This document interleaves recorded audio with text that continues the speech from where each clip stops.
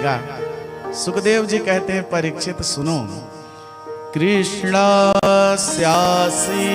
सखा कश्चित् ब्राह्मणो ब्रह्मवित्तमः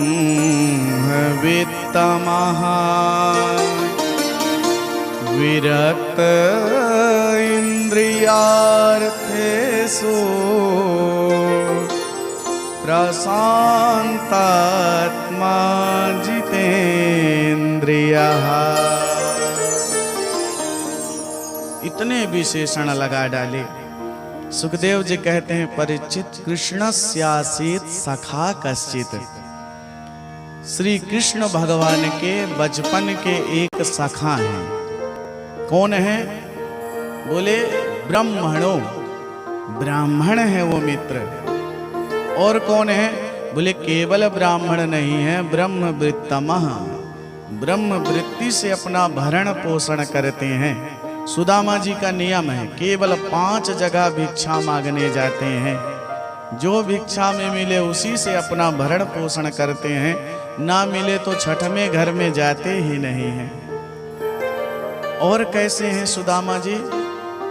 बोले प्रशांत आत्मा जितेंद्रिय है। सुदामा जी प्रशांत आत्मा है। इतने विशेषण दिए सुदामा जी के, लेकिन नाम नहीं लिया। अच्छा, नाम क्यों नहीं लिया? विचार करें। देखो, जिसके प्रति हमारे हृदय में श्रद्धा होती है ना, हम उसका नाम उच्चारण नहीं करते हैं, केवल विशेषण से बताया जाता है। जैसे आपके क्षेत्र के विधायक जी आ जाएं, तो आप कहो विधायक जी आ गए तो सब जान जाएंगे कि कौन विधायक जी हैं सब। या मोदी जी आ जाएं तो कोई ये नहीं कहेगा श्री नरेंद्र मोदी जी आ गए, ये कहेंगे प्रधानमंत्री जी आ गए, तो सब जान जाते हैं कि यही प्रधानमंत्री हैं। तो सुखदेव जी के हृदय में सुदामा जी के लिए इतना प्रेम है कि नाम नहीं ले रहे हैं कि मैं कैसे नाम लूं सुदामा जी का। प्रशांत आत्मा जितेंद्रिय है। सुदामा जी अपनी इंद्रियों पर विजय प्राप्त किए हुए हैं, प्रशांत आत्मा है। प्रशांत आत्मा किसे कहते हैं? प्रशांत आत्मा की क्या व्याख्या है? अंधवत् पश्यति लोकोऽयम् परदारेषु काष्ठवत् परधनं लोष्ठवत् पश्येत् प्रशान्तेति लक्षणम्। प्रशांत आत्मा कौन है? बोले अंधवत् पश्यति लोकोऽयम्, जो संसार को देखता तो है लेकिन अंधों की भांति देखता है। जैसे अंधा जब देख रहा हो तो ऐसा लगता है कि ये मुझे ही देख रहा है, लेकिन सच बात तो ये है कि वो किसी को नहीं देख रहा होता है। तो वैसे जो प्रशांत आत्मा होते हैं वो संसार को देखते हुए भी नहीं देखते हैं। परदारेषु काष्ठवत्, जब दूसरे के स्त्री बच्चों को देखते हैं तो उन्हें लकड़ी के समान मानते हैं, इसलिए उनके प्रति उनका नेह नहीं होता, अनुराग नहीं होता। जैसे जब आप बड़े बड़े शहरों में जाइए तो बड़े बड़े शहरों में क्या होता है कि बड़े बड़े शोरूम में लकड़ी के पुतलों को बढ़िया लहंगा पहना दिया जाता है, चुनरी पहना दिया जाता है, और इतना दिव्य श्रृंगार कर दिया जाता है कि आप एक बार जब नजर से देखो तो ऐसा लगता है सच में कोई दुल्हन खड़ी हो। लेकिन जब ध्यान से देखो तो पता चल जाता है कि अरे ये तो लकड़ी का पुतला है। तो इतना सजी होने पर भी कभी हमारा लकड़ी के पुतले से अनुराग नहीं उत्पन्न होता है, प्रेम नहीं उत्पन्न होता है। तो जब प्रशांत आत्मा व्यक्ति दूसरे के स्त्री बच्चों को देखते हैं तो समझ जाते हैं कि रे ऊपर से इतना श्रृंगार के अंदर से तो सब क्षितिजल पावक गगन समीर हैं, हड्डी बांस शोणित लेपनम, ये सब हाड़ मास के पुतले हैं, इनसे क्या अनुराग करना। प्रशांत आत्मा परदारेषु काष्ठवत् और परधनम लोष्ठवत् पश्येत्। प्रशांत आत्मा जब किसी की धन संपत्ति देखते हैं तो उसे लोहे के समान मानते हैं, इसलिए किसी से ईर्ष्या नहीं करते हैं। देखो, संसारियों में और प्रशांत आत्मा में यही एक अंतर होता है। हम किसी की धन संपत्ति देखते हैं तो स्पृहा करने लगते हैं, हमारे अंदर ईर्ष्या उत्पन्न हो जाती है कि अरे इसके पास इतना धन संपत्ति कैसे है, नजर लगाते हैं। लेकिन जो प्रशांत आत्मा होते हैं वो जब दूसरे की धन संपत्ति देखते हैं तो एक ही प्रार्थना करते हैं कि हे प्रभु, जैसे आपने अपने इस भक्त को इतना धन संपत्ति दिया है, ऐसे ही संपूर्ण संपदा जो है अपने विश्व के भक्तों को आप प्रदान करिए। ये प्रशांत आत्मा होते हैं। प्रशांतेति लक्षणम।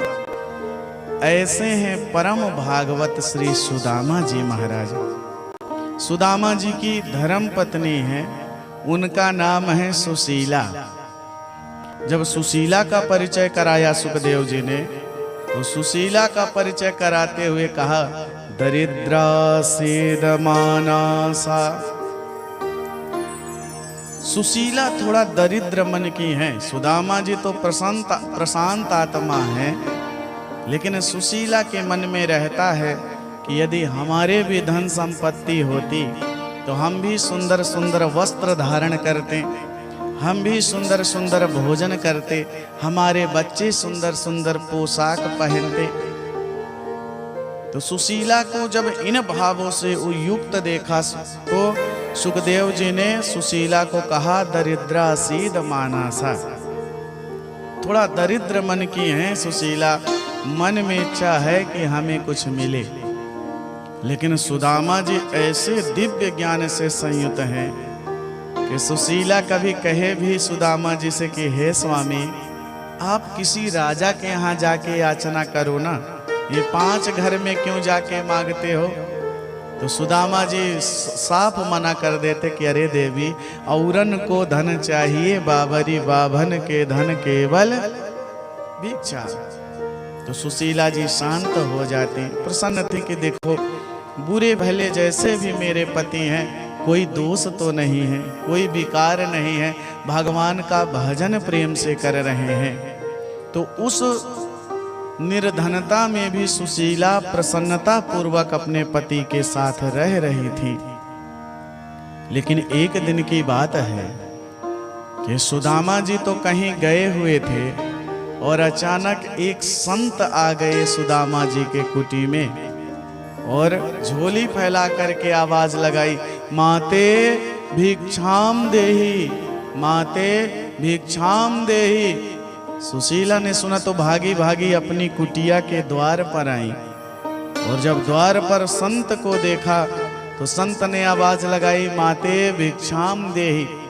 सुशीला भागी भागी कुटिया के अंदर गई, एक एक पात्र को खगाल खगाल करके देख लिया, लेकिन अन्न का एक टुकड़ा भी सुशीला के घर में नहीं विद्यमान है। सुशीला की आंखों में आंसू आ गए कि हे प्रभु, आपने मुझको नहीं दिया तो नहीं दिया, लेकिन कम से कम इतना तो हमको दे दिए होते कि हमारे घर में कोई संत आए तो हम उसको खाली हाथ तो ना जाने दें। संत ने आवाज लगाई, माते भिक्षाम देहि, माते भिक्षाम देहि। सुशीला भागी भागी द्वार पर आई, अपने आंसुओं को किसी तरह पल्लुओं से ढक लिया। संत ने पुनः कहा, माते भिक्षाम देहि। सुशीला ने हाथ जोड़ लिया, कहा, हे संत भगवान, हम आपको कुछ धन नहीं दे सकती हैं, हमारे पास अन्न नहीं है, धन नहीं है। संत ने कहा, देवी आपके पास अन्न नहीं है, अरे हमें धन नहीं चाहिए, अन्न नहीं है क्यों। अब सुशीला क्या बोलती, बोले महाराज, क्योंकि हमारे घर में सूतक लगा हुआ है और सूतक में हम किसी को दान नहीं करती हैं, इसलिए हम आपको दान नहीं कर सकती हैं। संत ने सुना तो कहा, ओहो सुशीला, तुम्हारे यहाँ सूतक लगा है, अरे क्यों सूतक लगा है। सुशीला ने कहा, महाराज हमारे घर में एक पुत्र ने जन्म लिया है, इसलिए हमारे घर सूतक लगा है। संत बोले, अरे सुशीला, तुम्हारे घर में पुत्र हुआ है अरे अपने पुत्र